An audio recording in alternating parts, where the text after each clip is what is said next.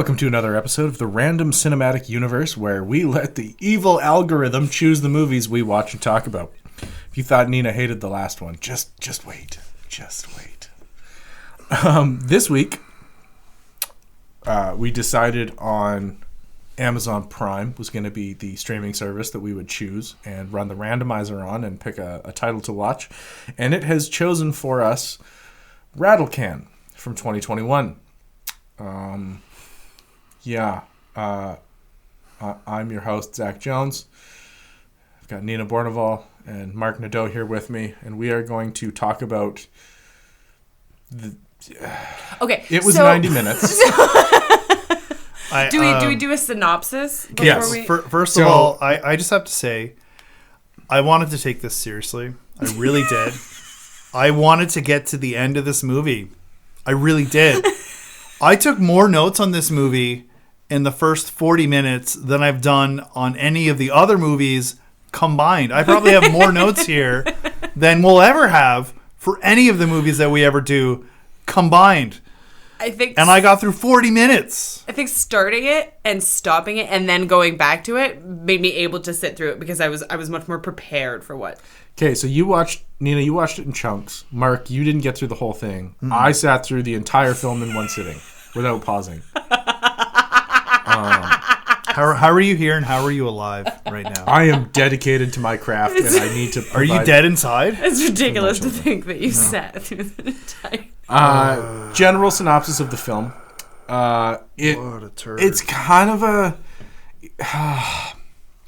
The movie follows a young man who has decided that the only way to pursue his career as an artist is to close off his life to all of his friends, divorce his wife, and go move to a motel and go to art school. Yes. And he decides to become a graffiti artist, and he picks up viral fame before eventually deciding that he hates it and gets arrested.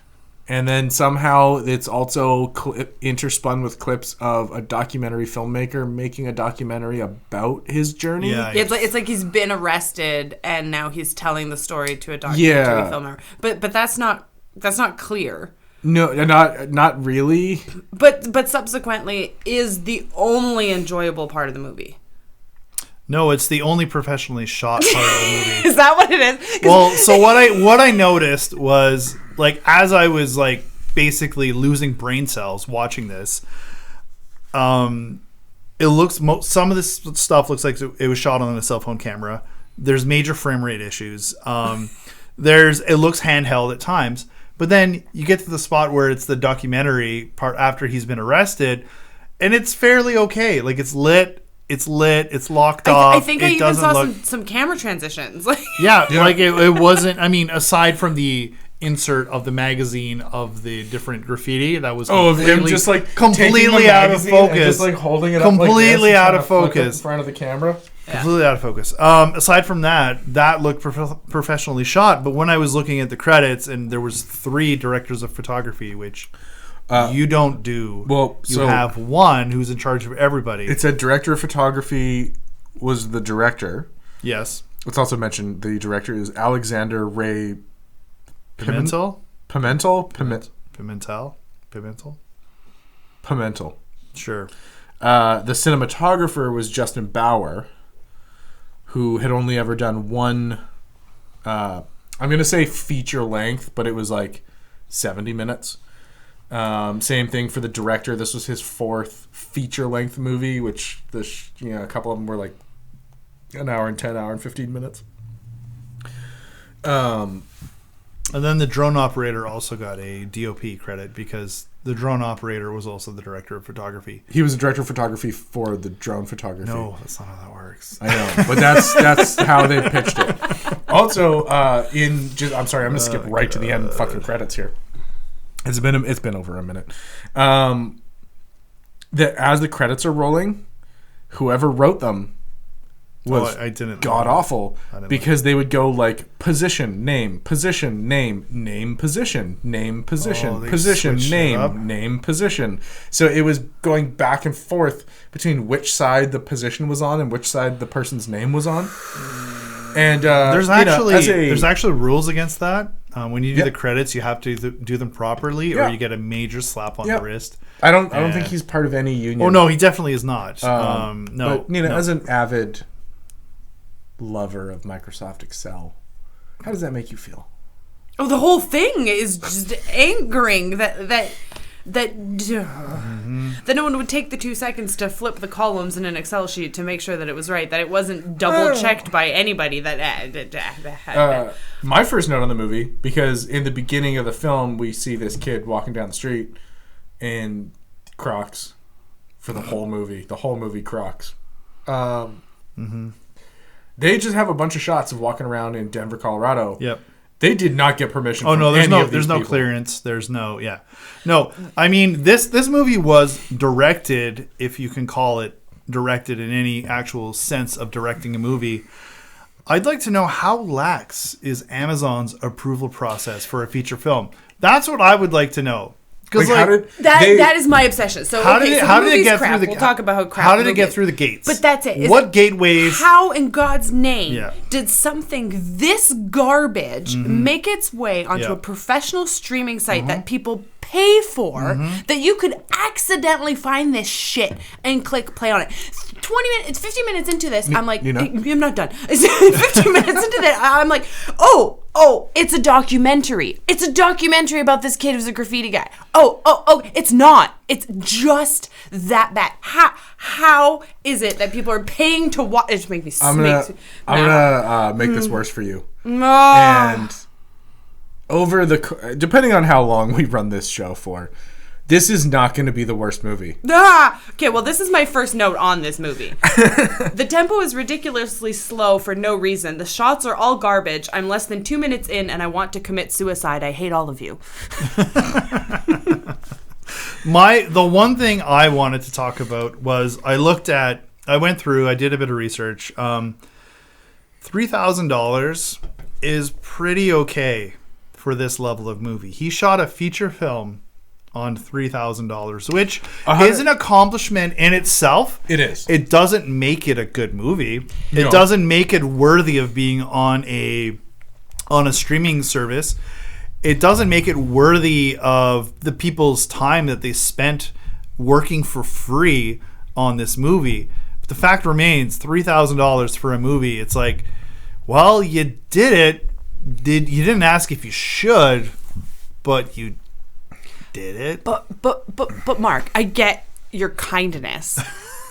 But as someone who is educated in the filmmaking process, do you not feel that $3,000 attached to this movie is just another confirmation of the poor planning that went into it? This is a travesty. The entire school is in a hotel conference room. They didn't even take the tablecloths off of the tables. I had that note. They Art didn't class is a hotel conference room. They did not cover up the map on the back of the door. They did nothing to attempt to make this thing look like a real classroom. Now and that's the thing. Okay. They showed up. They were like, none of that costs money. That's less money. They showed up and they were like, this works. Yeah, 100%. But what it is because, like, okay, commending them on the effort of making a movie with no money. They set out to make a feature-length film, and they made a feature-length film. They checked one box. Yeah. But if you actually go through the credits on this movie, it's no one. It's like a camera operator. Not only that, so to that point. No, let me finish. Yeah. It's like there's a bunch of producers. Was there a boom operator? Because I don't think there was. Okay, good. No, there wasn't. There was a bunch of producers, and there was the cast who 100% all worked for free. And then also, if this was a $3,000 budget for a feature-length film, they did not feed people. Well, maybe they did because it was so few people.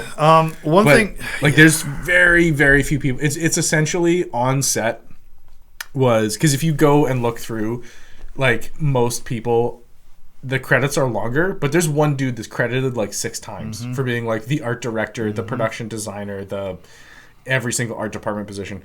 So on set was generally the cast, the director, and 2 camera people, and the first AD. Yeah. I think there was 5 people on set at any given time. When you look at a film at the top of the film on IMDb or any other website, if you notice there's no IMDb score, if there's no Rotten Tomatoes score, if there's no Metacritic score, if there's no scores at the top of this movie, this is not a real movie. This is a polished turd that has been pushed out, and somehow someone's, oh, look at this. Let me put it like 90% of the actors in the credits, maybe even 95% of the actors in the credits, they didn't even have a picture on their IMDb name. So when you go to IMDb and you click on, I don't know, Johnny Depp. Johnny Depp is going to have a nice picture of Johnny Depp that's going to appear beside his name. You type in any actress or actor's name into that bar, it's going to show up with their picture. You're going to recognize them, right? So that it's a way for people to recognize the people that they saw in the movie. A non-professional actor, and Nina could probably attest to this, a non-professional actor will not have a picture there. And 95% of everybody on that list had no fucking picture. So yeah. I don't know. Is it too early? Are we at the golden hour when I can start dropping F-bombs or? Oh, you can fuck away, Mark. I'm gonna save one for later. Happen too early? Apparently, we can't use the bleep sound, but we can cover them up. Oh, okay. Or what you do is you play the clip, you play fucking reverse. Anyways, you take the audio and you flip it. Since you guys looked at the credits and I didn't, from the conversation I'm hearing here, there was no specific person who was tagged as the gaffer. No. There's no lighting. There's no technicians whatsoever. There's no grip department. There's no. Then it's the DOP. I have a lot of questions. So and again, it kind of like if you're setting out to make a movie and you go out and you make a movie, good for you. Like, I'm not trying to discourage anybody from just getting a camera and going out and making a movie. Yeah, no, like good on them for getting out there and doing it. But the problem I feel like they had higher expectations. No. Wait. It's so bad. The problem is that even if you have no gear, if you have just you and a couple friends and a DSLR, and you're going to go out and you're going to shoot a movie in natural light, like this movie was done. If you're using a microphone mounted to the camera, like was most likely done on this movie, you can still make a good movie. Yeah, you just have to have a decent enough story. This movie is not a good movie. No, you can't just go from scene to scene and shot to shot with no logic or reasoning. Like the beginning of this movie is just this crazy montage of him just walking around. All of a sudden we're downtown. Like there were some like I couldn't even explain the crazy randomness of some of these shots. Like we're either on really crappy tripods or we're doing really jerky like camera's just like all of a sudden we're doing a pan and all of a sudden oh no, maybe I want to go back. And there was like no logic to any of this. There was no lighting. Sometimes it looked like it was shot on a cell phone. There were the issues with the frame rate. The frames were like stuttering. Did you notice there was stuttering sometimes? I noticed a bunch of things. And then I love the there was one part that really got me was the paper delivery scene where they had the first time when they had the big paper delivery thing to do, and they're just driving around an empty parking lot. Yep. It's like what? And also, I had a note on that, and it was, why did these two? So let's take a moment to. I'm going to make a dig at two of my co-hosts here, not the two that are here, but two of them. Well, one of them's here, hiding, giving us a frumpy face. So this main character, RC. Yep. Is old enough that he is divorcing his wife and going back to college. He looks 18 to be an artist, but he's going to go back to school to be an artist. Looks 18. So my note was, filed for divorce to be an artist. Is he Nina? Ouch! Sorry. Shots fired. Somebody call the burn unit. But then later on, touching on the fact that again we're establishing that. This is a person who is old enough to now be filing for divorce and going back to college, but his job is a paper route, and it says paper route for adults. Oh yeah, is he Jesse? No, like the paper route thing drove me insane. There was No way these dudes were making any money delivering this tiny amount of newspapers. They had two dudes. They had 2 boxes. That was it. Yeah. It was 2 dudes delivering. Have you ever Here's seen? my note on it. Oh my God. We are meant to believe that he is going to art school, living out of a motel, and his job is to be a paper boy, but he has no vehicle. No, not only that. No, but have you and his buddy that drive around and deliver like 50 papers? And that's why is there 2 of them? No. Yeah. Have you ever seen a paper delivery person? Have you ever seen one? Do they exist? They do. Have you? No. Normally, they're in a shitty old family van with the seats removed, floor to ceiling newspapers. Because here's the thing: they only pay you like 7 cents for every copy you deliver. So the more you deliver, like you have to deliver like at least 1,000 to make any money at all. Yeah. And so any time I've seen people who do that, like early in the morning or later at night for the next day, these people. They look like they've been to war. They look like they have seen war crimes. They have seen war crimes and are keeping silent about it. They are like disheveled, unkempt, extremely skinny, and they look like they've seen a dozen murders or hiding bodies for murderers, because these are people that like Mark, we all know Jesse. Oh. So also, sorry, those are my digs at my co-hosts for today. 16 minutes in, we get this weird voiceover feature that never really happens again. Yeah, that was. Yeah. It just happens, and it's lost on me what the importance of that moment was supposed to be. But all of a sudden, we had voiceover, and it never happened. And we have these minutes and minutes and minutes and minutes of just no music. Mm-hmm. Like a lot. It's because they couldn't afford it. They didn't have any money for music. You know what I loved? There was one part that really drove me crazy. So he was doing the interview for the school. He was talking to the person at the admissions person for the school, who also happened to be his teacher. Mm-hmm. So we have that interview thing, and then all of a sudden we have a cut to a drone establisher of the school, which made no sense because we were already at the school, and then back to him presenting at the school. It's like, do you not know how, like, if you're going to do an establisher, you put it at the beginning of the scene. Because we're establishing exactly. And it was just like, we would jump from scene to scene, and it just... It hurt. It physically hurt. I really want to talk about this art teacher for a moment. Oh, God. Okay, before we get into the acting, there's just one more thing I want to say about the production value. Because I feel like Mark has kind of run through... There is none? No, it's the lighting. So, doing it natural light, having lights. But there were so many shots where practicals were right in the way shot. Mm-hmm. Like, there's this whole point where they're filming the documentaries about graffiti on TV. And I all of a sudden I started to enjoy myself, and I was like, well, why am I enjoying myself? And I realized it's because we're watching other footage. Mm-hmm. Yeah. So we're watching a TV of other stuff, and that's why it's interesting. Yeah. And then I realized that the way that the TV is positioned, the way the camera's positioned, is that you've got a reflection of the overhead light in the room right smack in the middle of the TV, so none of it is clear. Yep. For like 5 minutes straight. Yep. You cut away and back to the TV, and the light is still there. There was also, on that note, and again, part of this is shit was in the way of the actors. Yeah.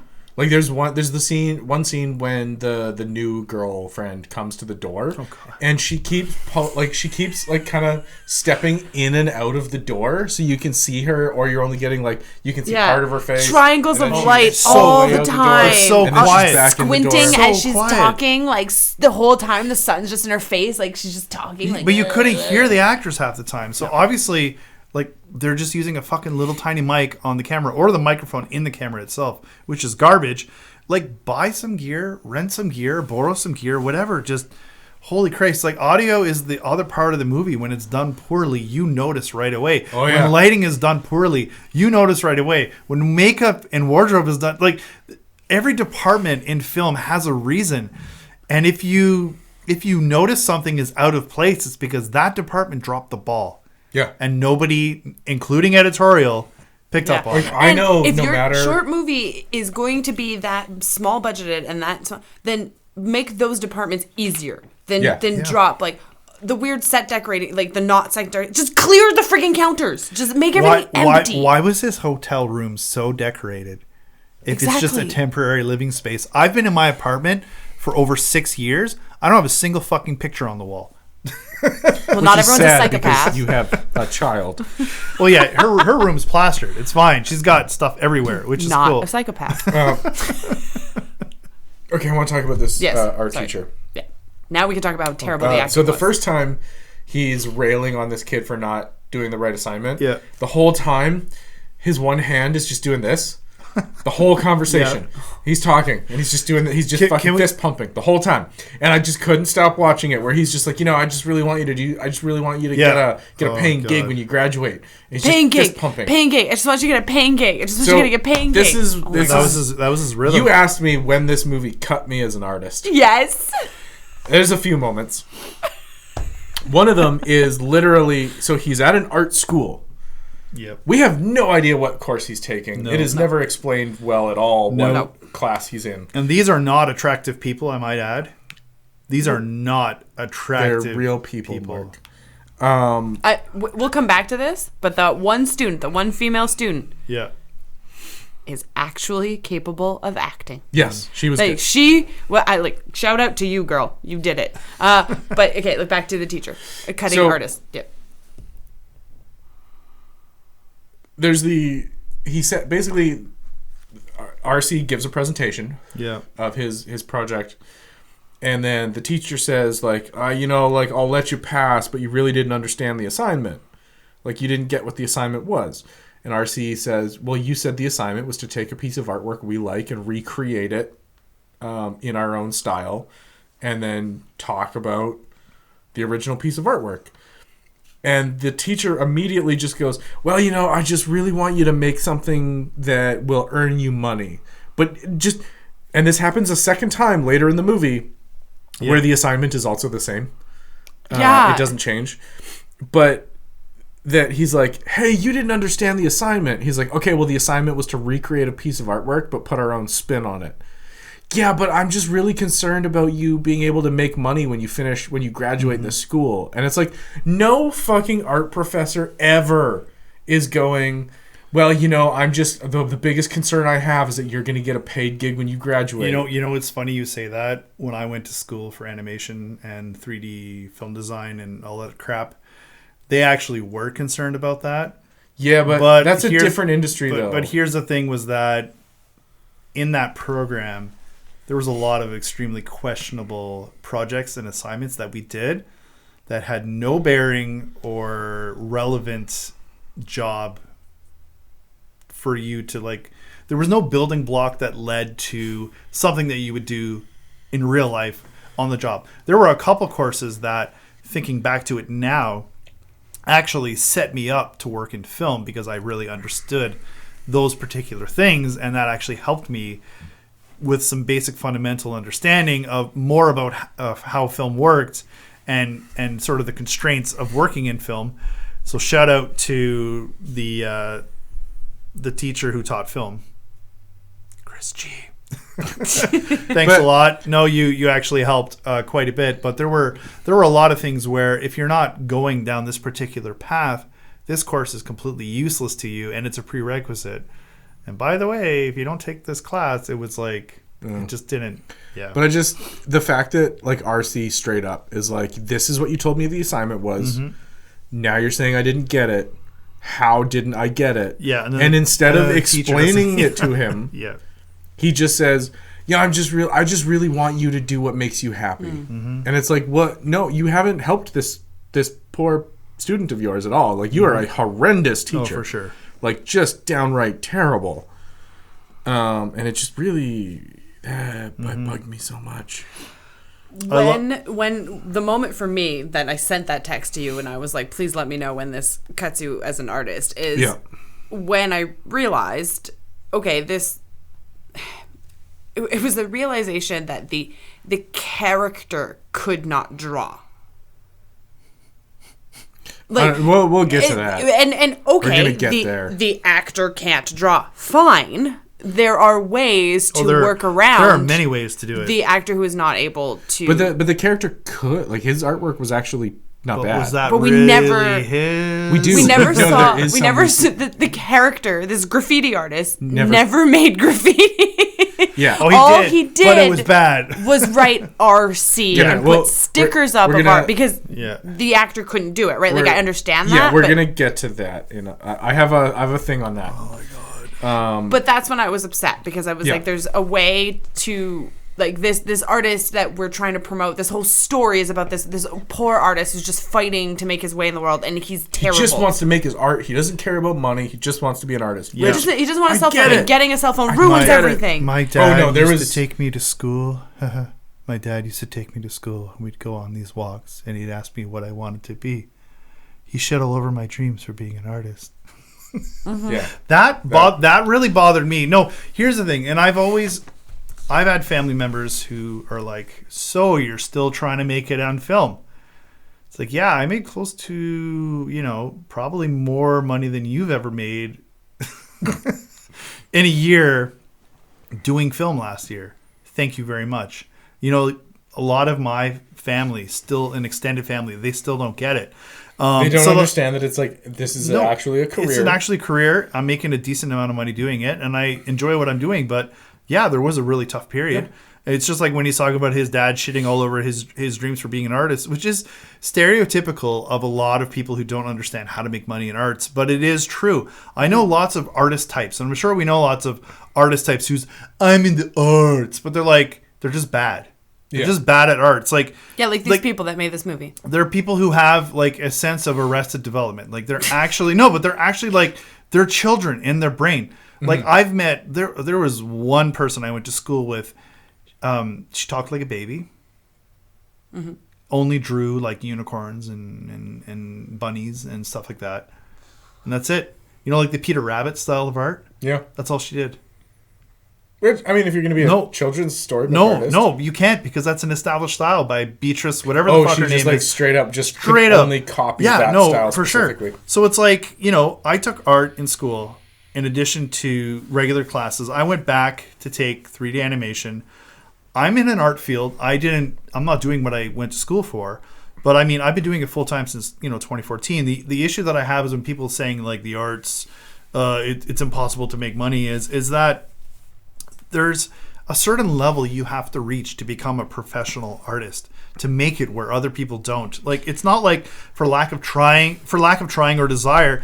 A lot of times it's just purely lack of talent. In my experience, a lot of these try hard, I'm an artist mentality types, they don't make it, and they give a bad name to people who do make it because they're just putting on blinders. Like this kid in the whole movie, he's putting on blinders, and then he, like, out of the 60 kids, first year, 60 kids in my program, 60, 12 made it to graduation at the end of year 3.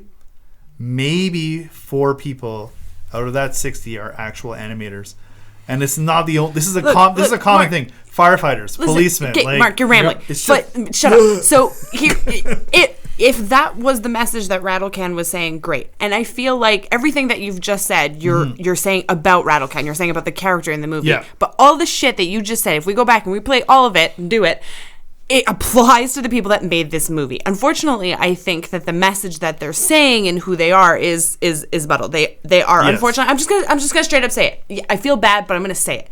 These people are not good artists. They collectively are poor at what they did, and they made a bad movie. Yeah. And I'm losing the train of thought that I was on. Oh my god. But like, shut up. Just let her go, Mark. Let her go. Shitting all over my dreams. No. Here. I got it. The movie starts off saying what you just said. Artists is being hard. People don't understand it. Woe is me. Yes. If Rattle Can had consistently made that message, fine. But there's this amazing moment right at the end of it where he's mad at his girlfriend for buying him a cell phone, and that's ruined everything. And she's yelling at him about how, I used to be supported. I used to be an artist.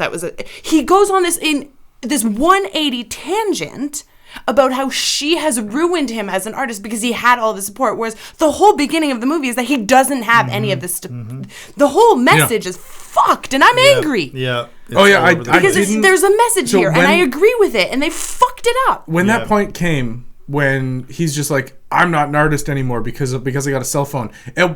Did I miss something? At what point did he stop being an artist? No, that is where it just completely falls apart. To me, that comes off as whoever this fucking director is, who also wrote the script, is like, if you're going to be an artist, you can't have a relationship, you can't have a phone. Like, he is defining, like, I get it. Unless you have to bleed for your art. Yeah, it is kind of what so the original message was, you can't make money doing art. You have to give up everything, right? And then he sort of kind of gives up everything for his art, and then he gets to where he wants to get, but then all of a sudden now he's getting rewarded for giving up these things, but now he's not an artist anymore. It's just 100%. Yeah. This is a fucking jerk off of like, if you have a girlfriend, if you have a cell phone, you're a sellout. Like, if you have any of this stuff, you're not a true artist anymore. Like, and it, like fuck you, man. Like, fuck off. Yeah.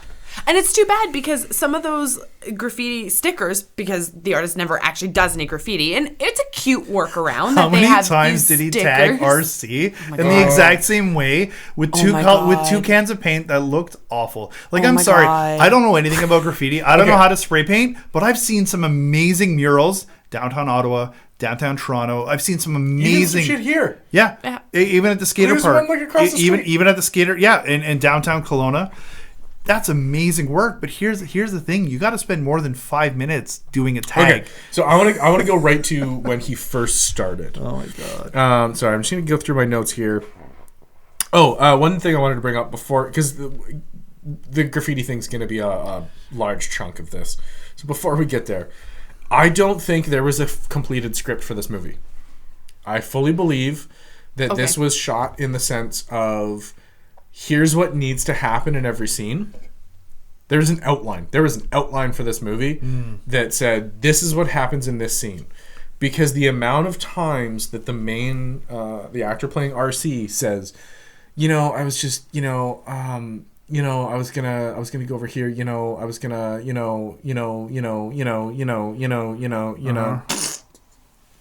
Aspire does not equal inspire. I just might wanted to bring that up. Where'd the landlord go? There was a line when the landlord, you mean the hotel owner? Yeah. The motel owner. That yells at him and says, tomorrow I'm kicking you out. Tomorrow. There's 2 more nice shots after that. It's always tomorrow with you. Tomorrow I'll pay the rent. Tomorrow I'll suck your he's dick. like adamant that he is kicking this guy out the next day. You have rent? Like, you have my rent? Yeah, and then he just never shows up again. Yeah. The rest of the movie. But so I do feel like either one, the main actor in this film is that bad that he couldn't read lines without putting his own speech inflections into it, or there was no actual dialogue and they just said, just fucking wing it. This is generally what I want you to talk about. Do you know enough about the subject? Okay, great, go for it. I think that's what it is. Okay, so the very first graffiti scene in the film. Okay, so before we get to the graffiti scene, there's one little thing I need to add that made me laugh. And if any of you out there played any classic Sega games, you'll know where I'm going with this one. Nice clips of Jet Set Radio Future, and great job of stealing the whole plot of that video game and basically making it into a shitty student film. So there's a game where you ride around on rollerblades and you spray paint tags onto things, and you do it for fame, and you do it to. Isn't he playing it in the movie? He is playing it at one point. Yeah. Oh wow! And then that's what he's doing. He's becoming famous by doing really shitty tags. So the very first graffiti scene, he's with his buddy. Him and his buddy do the paper route. They're together. They're under a bridge somewhere. Yeah. Like trolls. And they meet this other dude who's spray painting. And he spray paints the word boobs. And then explains that the B is boobs from the top. Boobs from the 2 O's are boobs from the front. And then the lowercase b is from the side. Boob from the side. Side boob. And that was a scene in this movie. I forgot about that. A random Jacob appears. I forgot about that. That was a scene. That's a pivotal point. Movie. No, it's not just a scene. It's a pivotal pivotal point. Like, he finds himself in front of the boot And so keg. RC's sitting there, and he's kind of looking and inquiring about this can of spray paint. And he's kind of squirting it a little.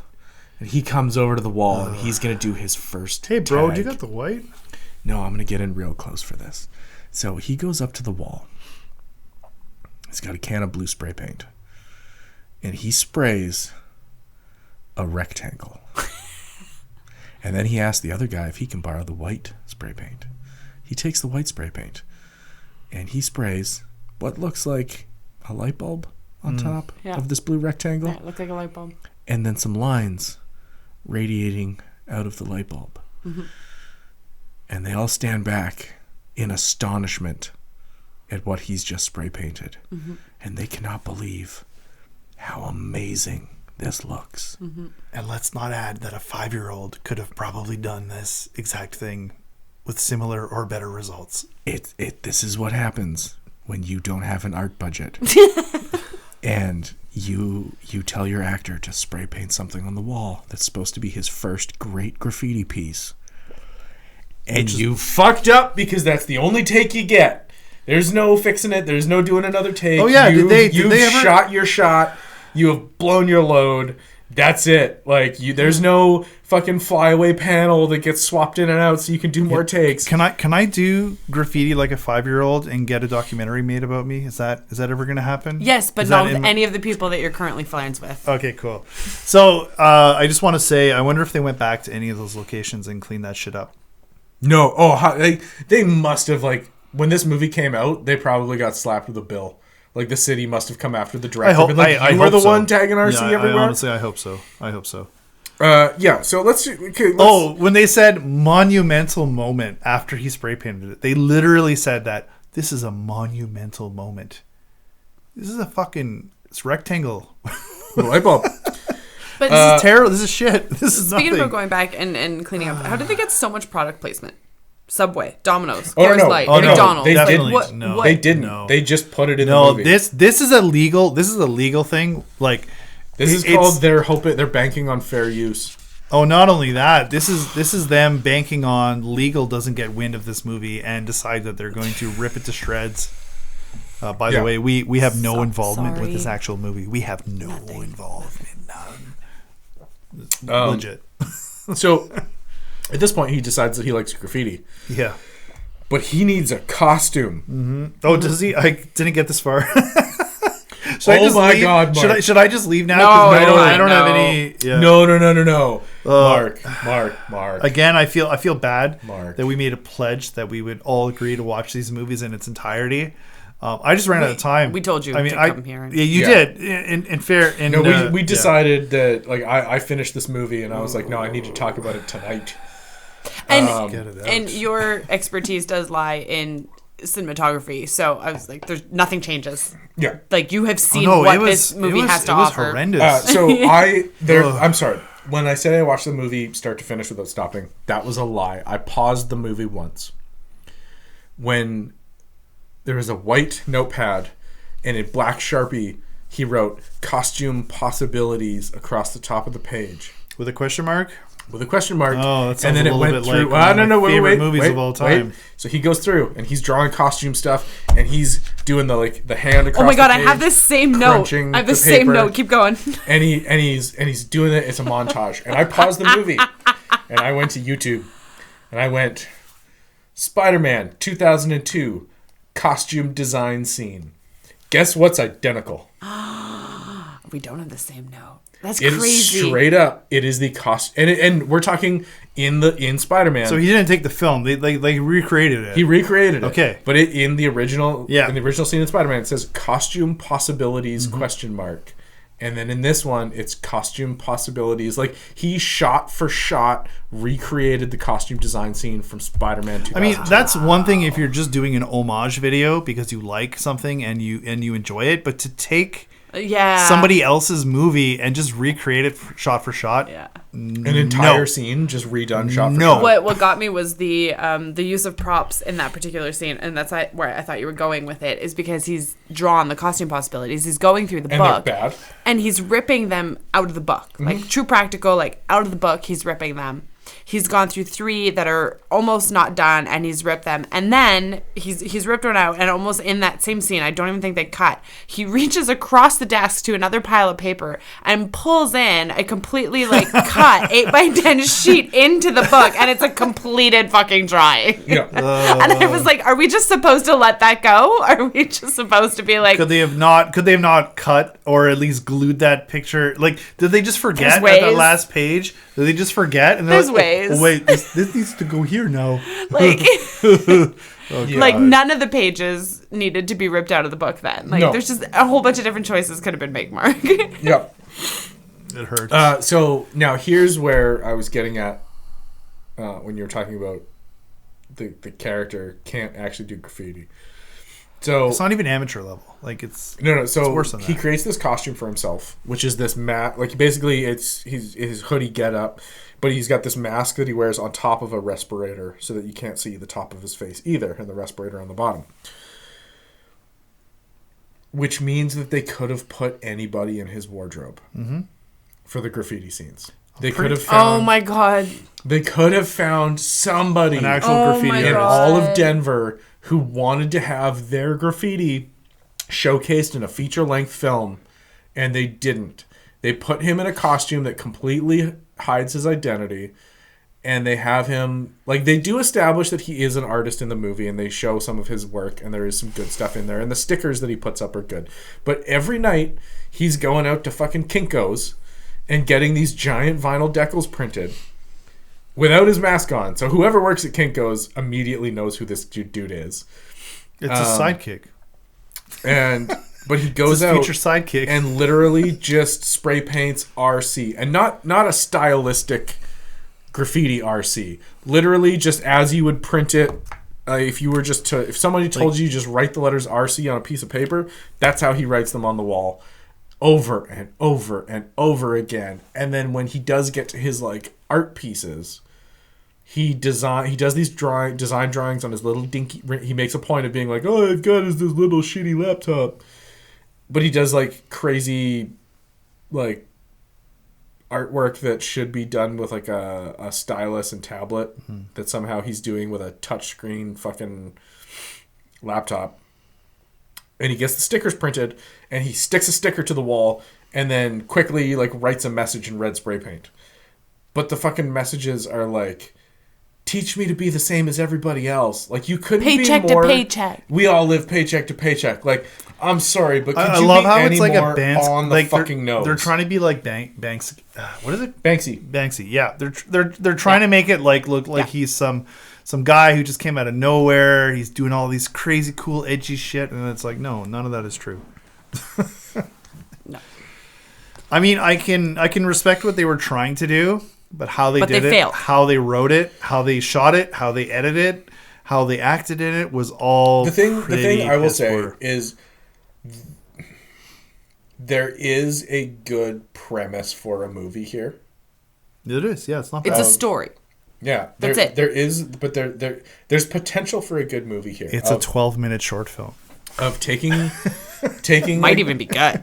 like just the story of somebody who, like, you know, starts doing graffiti, starts getting really popular. Maybe it's going to cause some drama in their relationships as he's doing all this shit and he's hiding that side of himself and not letting other people know. It's actually very akin to like the same like superhero story kind of trope of, how come you're always out late at night, and like, where are you, and we don't know.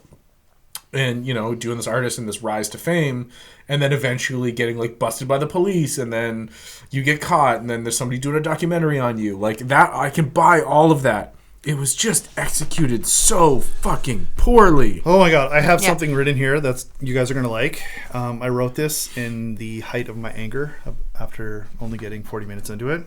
Watching this film is like grating a cabbage for coleslaw, skinning your fingertips and knuckles, getting lime juice all over your cuts, and realizing at the end of it all, your brain was the cabbage. One of my notes is this movie is my worst nightmare for RCU. Yeah.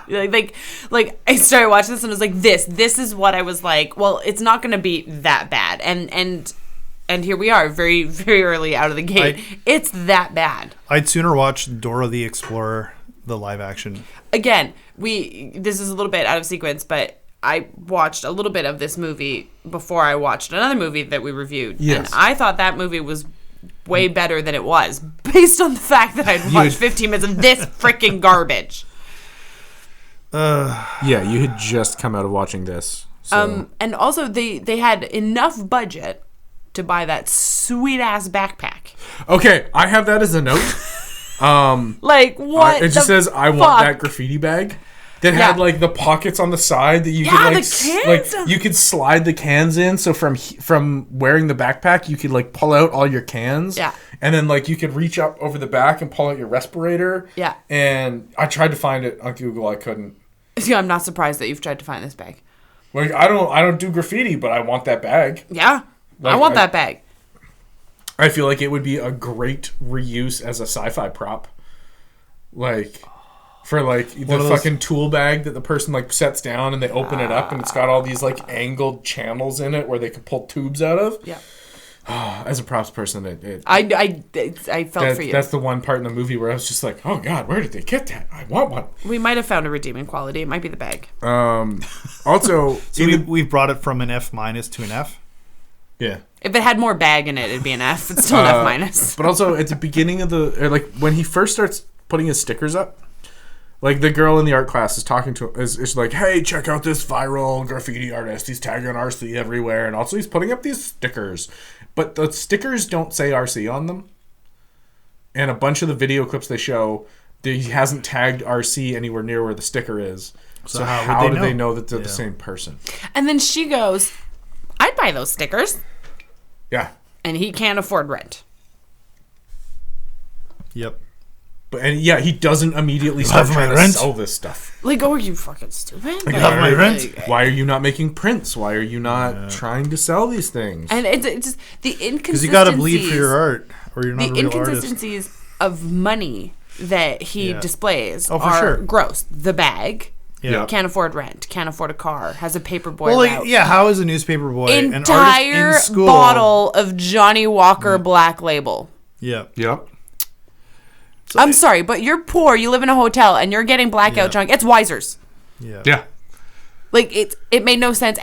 And then he drinks the entire bottle. Yeah. Like Red Label, I could get the entire bottle of Black Label. I make a decent amount, and I nurse all my shit.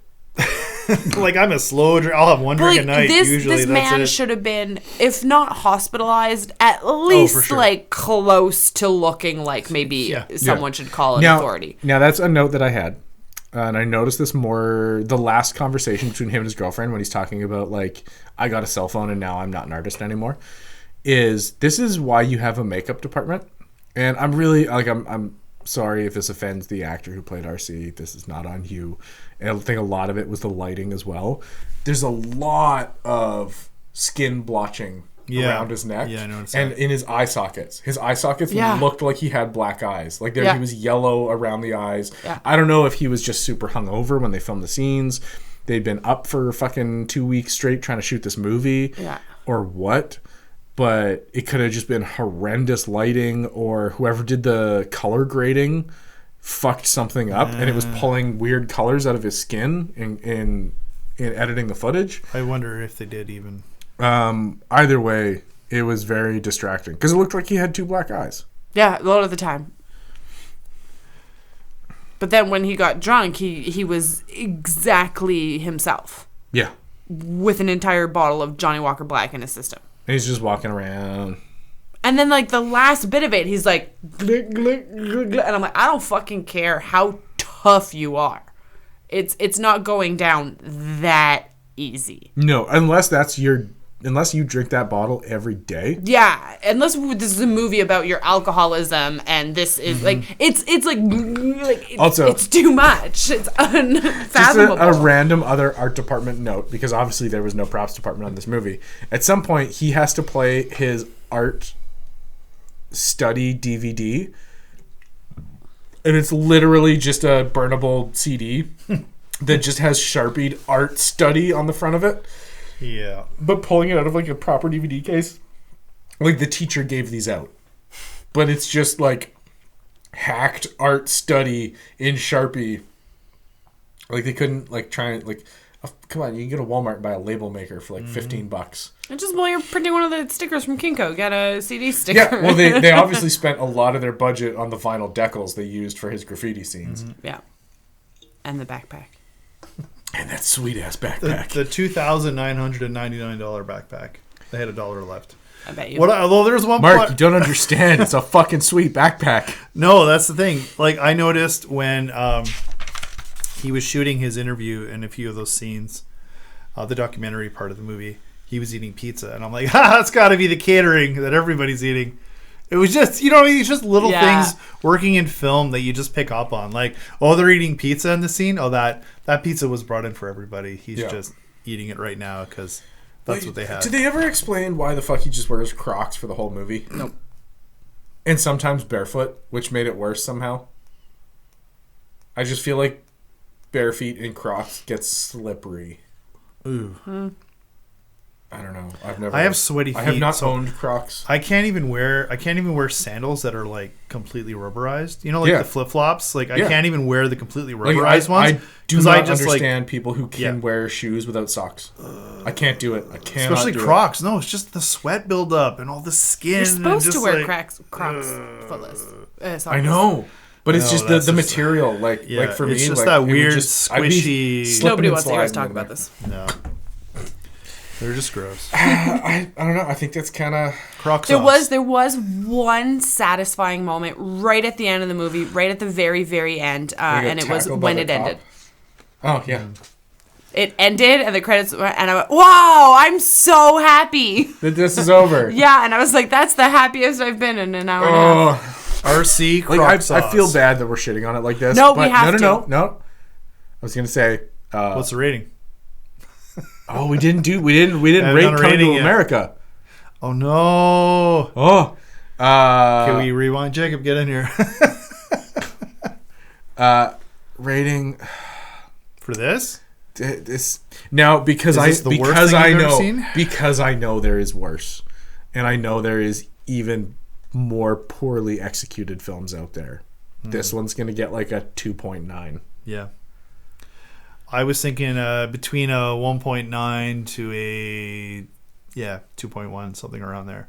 I was literally thinking 1 just because it's made. It exists. It gets a 1. Yeah, but that's the thing is, fine, it gets a 2. You have to remember there is worse. There's going to be worse, right? And you don't want to you don't want to put it right to the bottom, and then you have nowhere else. Now you're going to watch a worse movie eventually. My point. That was my point yesterday about the best movie I've ever seen being a 9, because you can never. But at some point, you are going to find a worse movie, and you're going to be like, well, now it's unfair to Rattle Can that I gave it that rating. I can't give it more than a 2. Like, it's... Yeah, that's fine. I didn't enjoy the story. Everything was bad. The execution was bad. The story was bad. There's nothing. The dialogue was bad. There's one actress for 4 minutes that makes it interesting. Yeah. That's it. That's the only redeeming quality I can have. The student in school who's talking about RC on Instagram. Yeah. You didn't like the ex-wife? Oh, she was a terrible actor as well. Terrible actor. I did enjoy the fact that, like, when he gets a new phone, the first text he gets is from his ex-wife giving him the finger. I was like, God. I kind of enjoyed that. It's a funny line. I heard you got a phone, asshole. I was like, yeah, okay. Yeah. Nice. Oh, and that was the other thing. So she's yelling at him because he doesn't have a phone. So she basically comes to him in like a child's park and throws divorce papers at him. Like, she's been hunting him. Like, he's a rogue dog, and this is where she's found him. And then it's just giving him shit for being a useless human being. Like, your dad's looking for you, so I gave him your phone number. I thought you just showed up in the park because you have no phone and you can't find him. Like, oh my God. I think it was the hotel phone. Yeah. Or the motel phone number that he doesn't always answer. Because then his dad shows up later and says, like, I couldn't get a hold of you. So she has the motel phone number, so she knows what motel that he's at? Exactly. So why the fuck is she at the fucking park giving the goddamn divorce papers? Yeah, exactly. No, nothing. We could just talk in circles. Yeah. The illogical. We could but also, too long on he straight up says, like, I filed divorce so that I could be an artist. And then later he's like, yeah, well, when I divorced that bitch. It's like, I think you're the bitch in this situation, I'm dude. pretty sure she divorced you. I honestly, she definitely divorced him. 100%. Anyways, I think we got to get out of this before...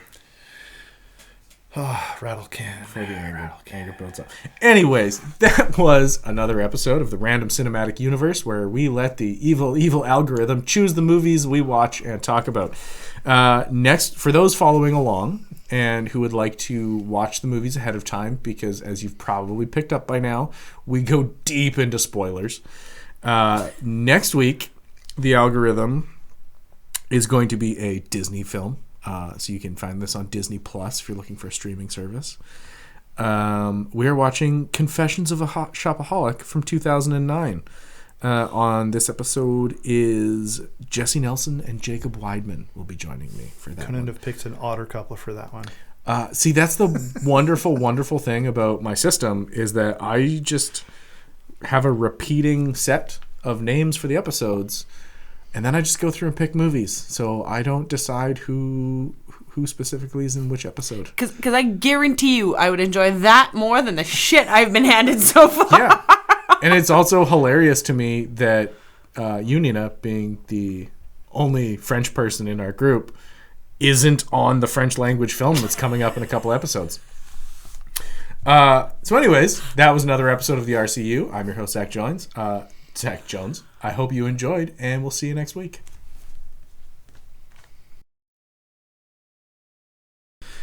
But I think so, Nina, you were gone and missed the... Because I came in, I was in early dealing with trying to get some audio stuff done. And discovering that these mics are directional. Okay, what does that mean? That means they have to be turned the right direction.